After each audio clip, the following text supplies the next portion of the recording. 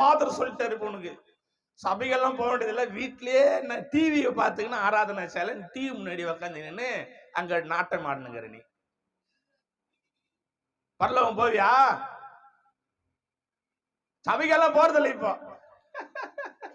ஆனா பெரிய ஆள் ஆயிட்டீங்க, பெரிய விசுவாசினி, பெரிய பாத்திரம் ஆயிட்டாரு அவரு. சபைக்கு போறதில்லை இப்போ. கர்த்தருக்கு ஸ்தோத்திரம்.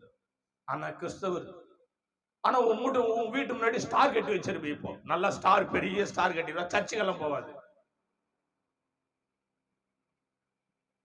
ஆண்டோட வீட்டுல போய் பார்த்திருக்கிறியா? அவரோட பள்ளிப்படத்துல உட்கார்ந்து இருக்கிறியா?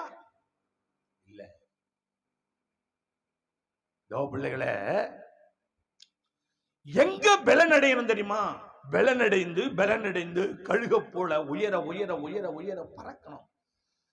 சபைக்கு வர்றதில்ல, தேவாலயத்துல உட்கார்றது இல்ல. அப்ப நீ என்னால ஜெபம் பண்ணவே தெரியல. எப்படி ஜெபம் பண்ண வரும்?